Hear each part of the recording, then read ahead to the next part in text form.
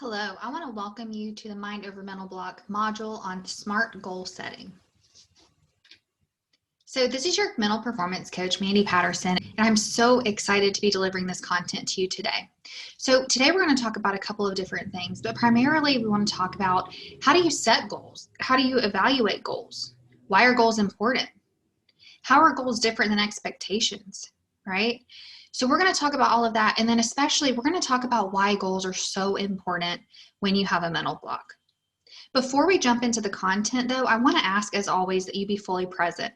Put away all distractions, set aside your phone, turn off the TV, make sure that you're in a comfortable position where you can sit for about 15-20 minutes together and really get the most out of this content. The next thing I want to ask is that you have your action guide handy. Okay, make sure it is printed out and you have it in front of you and you have something to take notes, or make sure that you have downloaded it to your device and you have are ready to fill it in and you know how to save it so that all of your answers actually save and you don't lose all your hard work. Okay, so let's go ahead and dive in. So let's talk about goal setting.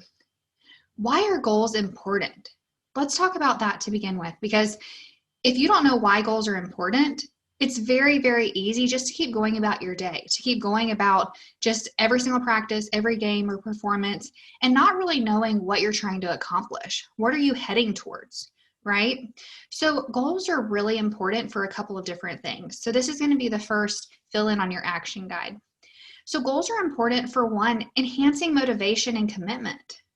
Okay, so you see the illustration there of that man, the little stick figure pushing that rock up a hill. Sometimes when you are learning new skills or when you are practicing, you're right up on competition, you have a lot of practices and they're really, really long. Sometimes it's easy to get caught up in the amount of work that you're having to do. Okay, so when you have a goal, when you know what's important and what you're striving for, it makes it a lot easier for you to push through the hard times because you know your why, you know what you're trying to accomplish and where you're headed. So that's really, really important. So goal setting is important for enhancing your motivation and your commitment level, okay? You don't give up when things get really, really hard because you know what you're trying to accomplish is really important to you. The next thing, it helps you stay focused. You know what you want to improve on. Okay, you know what you're trying to accomplish, where you're trying to get. And that's really, really important. Again, you don't want to just show up at practice or at competitions or games just to see what happens. You put in a lot of hard work during the week practicing and really developing your skills. And it would be a shame for you to just show up to practice and games just to say, well, we'll see what happens today. I don't really care, right? That's not fun. That's not why you're here.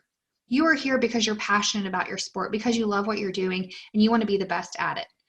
And to do that, you really want to be focused. And one way you can get focused is by setting goals and knowing what's important to you. The next reason goals are really important is it helps you assess your strengths and weaknesses. It gives you an opportunity to analyze, okay, here's what I'm really good at. Here's what's really important to me and where I want to be. And here's where I'm at today. And this is the gap. This is all of the opportunity that exists for me to get better and to get closer to where I want to be. So that's really important, is goals help you assess your strengths and weaknesses. And the last thing that they do is they help you keep track of performance improvements and your progress. So when you have a goal, you are able to decide, okay, here's where I am today, and here's how I can improve. And here's where I want to be tomorrow. Here's where I want to be next week. Here's what it looks like for me to continue doing the things I'm doing so that a year from now, this is what's possible for me. Okay, so next let's talk about why goal setting is really important. So I mentioned earlier that if you have a mental block, goal setting is key to being able to move past it. And the reason why, goals really, really help you see past the block.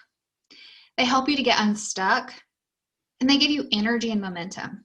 So if you're stuck in a mental block, most likely if you've been there for a period of time, it is very hard for you to see past the block, to see you actually being at a place where you're working on harder skills. You become stuck. You get to this mentality or this place mentally where you think, I'm never going to get past this. I want you to decide that the mental block that you're experiencing has to do with one skill. and you are working really, really hard to break that down. And you are so excited to break through that mental block because you know you are capable of so many amazing things and you can't wait to get started. You can't wait to get to the next skill. And so this mental block is just a stumbling block. It's just a challenge that you're working through. So again, goals are really, really important for mental blocks because they help you get unstuck and they give you energy and momentum. A lot of my clients, when they have breakthroughs on their mental block, it's because something new happens, something changes in their environment. They're excited. They have this extra level of energy. And when you're setting goals and you see what's possible for you, you see what's available for you in the future, if you just keep working towards progressing every single day, that is huge. That is when they really make progress on their mental blocks. So that's so important. Okay. And again, here with the illustrations, if you're stuck on a back handspring, I want you to be able to imagine or to start working into your mind the fact that you will be working on a tuck soon. The fact that once you get your tuck, you're going to be able to work on your full, right? I want you to be able to imagine yourself going through the progressions and seeing that there is so much more in store for you, that this is just a challenge. So keep that momentum, keep that energy going, and goals are awesome for doing that. Okay. So next, I want to talk to you about the steps in goal setting. So there are 6 steps that we're going to go through today. So the first step that we're going to talk about with goal setting is to set dream goals. So when you sit down to goal set, the first thing you're going to do is you're going to decide what are your dream goals. So a year from now, or at the end of the season, what do you want your skills to look like? What do you want to look like? Where do you want your performance level to be? So again, dream goals, long-term goals, or season goals, those terms can be used interchangeably, but basically this is assuming probably 9 months is the shortest I want you to think, to a year or more. Okay, so a year from now, where do you want to be? So that's the first thing, is brainstorm, get a piece of paper out and write down all of the things that you want your life to look like. What are all of the things that you want to accomplish a year from now? And that answers the question, where do you want to be? The second thing we're going to do, we're going to assess where we are.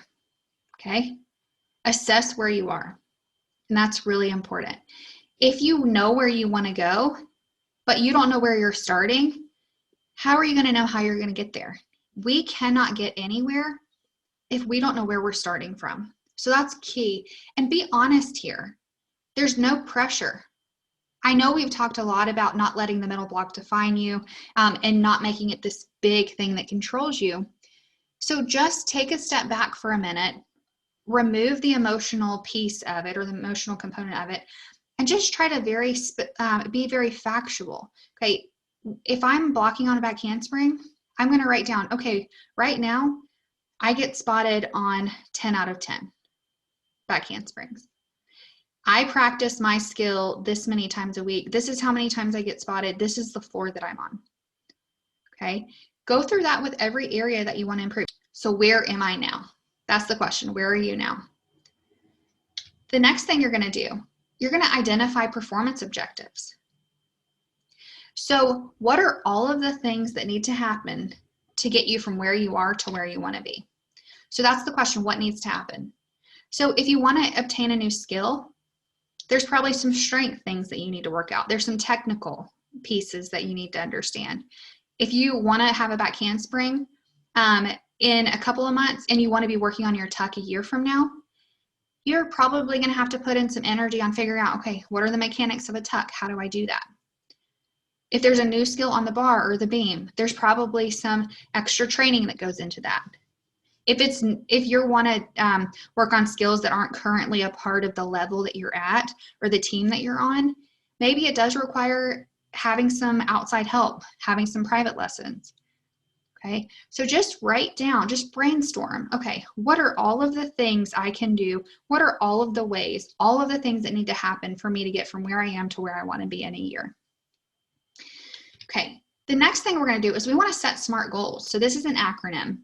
And it stands for specific, measurable, attainable, relevant, and time-based. So In a minute, we'll talk about what SMART goals are. We'll actually go through each of the acronyms. But for now, what I want you to know is there's this very specific way that I want you to write down your goals. And there's a reason why. So we'll get through that. But again, at this point is where you would set your SMART goals. So write those out so that you can track those. So again, is it specific, measurable, attainable, relevant, and time-bound? That's the question you're asking. Okay, the fifth step in goal setting, we're going to develop milestones. So if we know where we are, where we want to be in a year, how can we break that down into smaller pieces of time? Because sometimes it feels like a really big gap between where we are and where we want to be. But if we break that down into a 9-month goal, a 6-month goal, a 3-month goal, a 1-week goal, if we break it down into smaller goals, it becomes very manageable. It becomes something that we feel like, okay, I can do this. Shortly, we'll talk about our timeline for goal setting and the types of goals we're setting. So we'll actually go through this. But this is where you're developing your intermediate and your short-term goals. Okay, so again, the question is, what's the plan? How are we going to achieve our goals? And the sixth and final step is to track progress and modify as necessary. Okay, so the question is, how am I doing? You want to make sure that you have your goals in front of you. You know what your goals are, and you're constantly looking at them and deciding, okay, where am I at? Am I on track?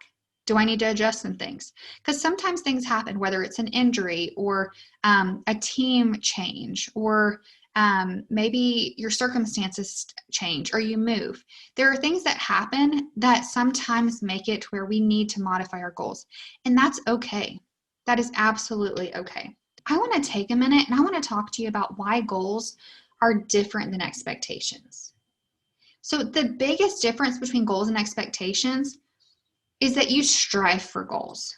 You do not have to reach goals. So there is no judgment. That's the fill-in on your action guide. The difference between goals and expectations is that you strive for goals. You do not have to reach goals. There is no judgment. So that's the biggest thing here. So we've talked a lot about expectations and how we want to avoid expectations. We don't want to put that unnecessary pressure on ourselves. But what we do want to do is we want to have a path. We want to know where we're headed. We want to know what's important to us. Just be very careful here when you are goal setting to understand that just because you don't hit a goal does not mean you fail. So if at any point during this process you feel pressure because you're not on track, or you feel like the goal that you set originally is out of your reach all of a sudden, that is okay. Goals are meant to be modified. And we'll talk about that as one of the steps in goal setting, is to modify them when necessary. So again, be very careful here. Goals are not expectations. You do not have to accomplish them. So just acknowledge those things that are important, set goals, dream big, know what you want to accomplish, and really just be excited about what's possible for you. But do not let that perfectionism, do not let those expectations start creeping in and put judgment and pressure on you. Okay, so now I want to talk to you about the timeline for goal setting. So there are 4 different types of goals that we want to set. So the first one that we want to set is our long-term goals. Again, long-term, season, dream goals, those are all interchangeable as far as the terms go. But those are things that you want to accomplish at the end of the season. So at the end of the season or at the beginning of the next season, or you can use in a year or more. So in a year or more, this is what I want to happen. The next type of goal is our intermediate goals. So that's a 3-month goal. You can absolutely sit down and decide, okay, here's my long-term goal. So this, in a year, this is what I want. In 9 months, that's what this looks like. In 6 months, that's what this looks like. In 3 months. But you don't have to do that, okay? What I recommend is you start with the long-term goals, and then you decide, okay, how do I break that down into a 3-month goal? So where do I need to be in 3 months to be on track for my long-term goal?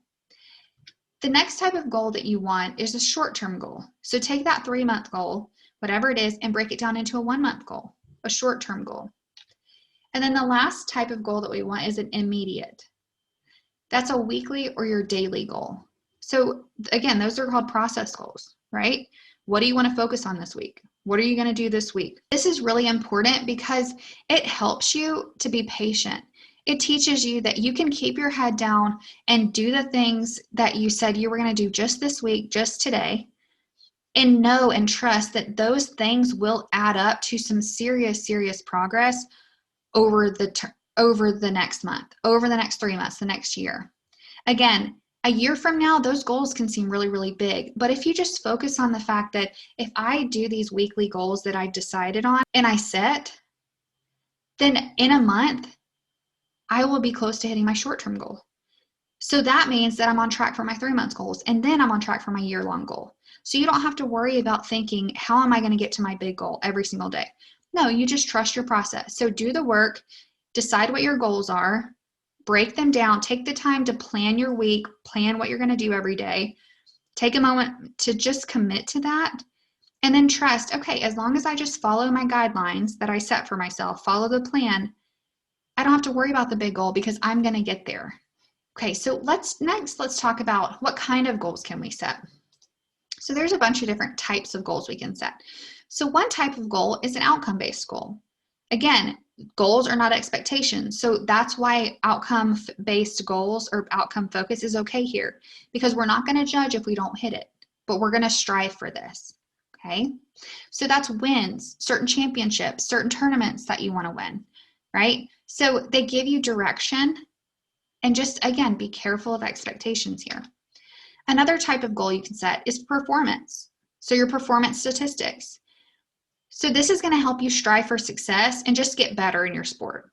So maybe that's a technical piece. Maybe that's a flexibility thing, okay? Maybe you want to get faster. Maybe you want to get stronger. Maybe you want to be able to set higher, okay? Maybe you want more speed. So again, this can look very different, but it's just about your performance, okay? What do you want to improve? The next thing is your practice. So what do you want your practices to look like? Are there specific drills that you want to do? Is there a certain time per week that you want to start practicing? What is the quality of your practice? How much energy are you putting in your practices? Are you taking extra lessons to get the skills that you want? Okay. Do you have a practice plan? So here you're deciding, okay, how can what do I want my practices to look like? Next, process. Okay. Maybe this is a mental piece. So how do I want to, so maybe you want to improve your confidence. Maybe it's a focus component that you want to improve. Maybe you want to increase your trust in your abilities and not rely on others so much. Maybe you want to work on developing a pre-practice routine so that every single day you walk in ready to go right when you hit the mat. Or maybe it's composure, being able to move past mistakes, being able to let go of that pressure that you feel from others to perform a certain way. Nutrition, okay, fruits and veggies here. Maybe it's a health goal that you want. Maybe you want to stop drinking so many sodas, right? You want to eat less sugar. Maybe you want to eat more protein. Maybe you just want to fuel your body so that you have more energy during the day, okay?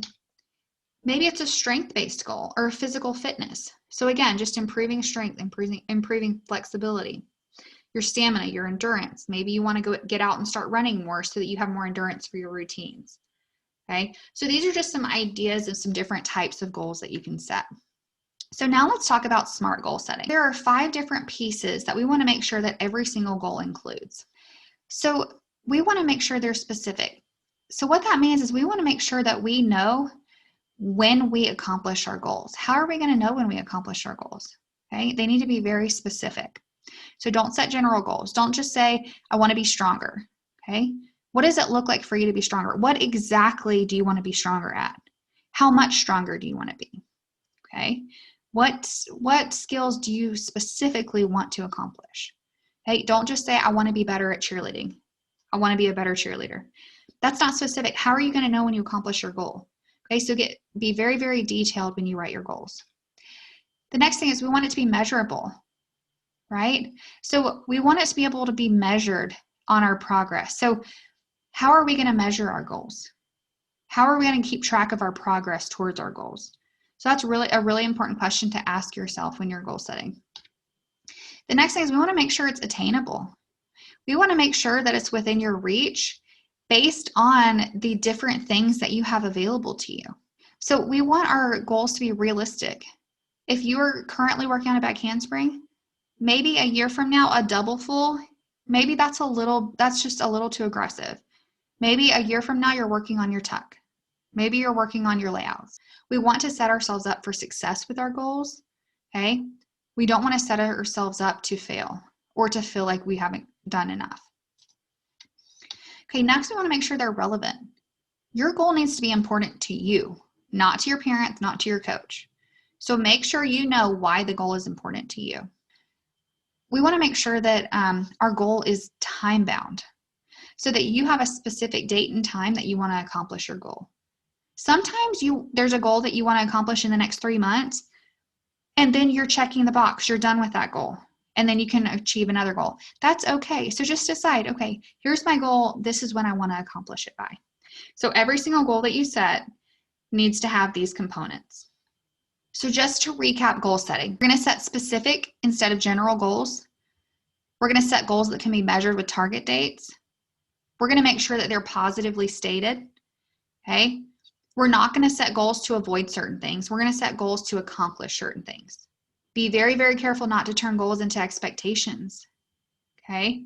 So if you really struggle with this, it's really a good practice to get into where you can ask yourself, instead of what do I want, say to yourself, if this happened, it would be really nice. So maybe that's the perspective you take if you have a hard time not putting pressure on yourself to achieve your goals. Be very careful not to set too many daily goals. So when you're setting daily and weekly goals, really try to keep it to 1 or 2 mental and 1 or 2 physical goals. If you have a list of 20 things you want to do today and this week, that can be very overwhelming, and it's the chances that you're not going to follow through with it are very high. So just be very careful of that, okay? And we're going to set practice objectives each day. Your worksheet this week is going to help you go through this process. If you have any questions or you get stuck at all, please, please, please reach out to me. So let's talk next steps. So now is the time where we're going to reflect, okay? So the way that you're going to reflect, during this training, what mental block mindset shifts did you experience? How will goal setting help you overcome your mental block and achieve your goals? So again, that's really important. With your mental block in mind, how are goals going to help you? How are goals going to help you to see progress and to really just move forward, right? The next question you're going to ask, as a result of this training, what changes are you going to make? How will you apply the material?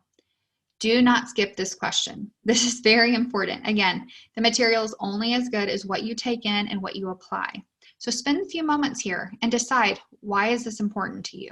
Why is this material going to be something that you spend some time implementing in your own life, okay? The next thing you're going to do, you're going to complete the worksheet. So I already talked to you about the first page. Just keep that handy. You don't have to do anything with it. And then go through the process of goal setting. We will spend time during our session to actually go through this together. So if you do get stuck, just make as many notes as you can and we'll talk through it. Otherwise, you can absolutely reach out to me. And the last thing, I want you to share your takeaways with me. The ways that you can do that are listed on your action guide. That wraps up this module on SMART goal setting. I will see you in the live session.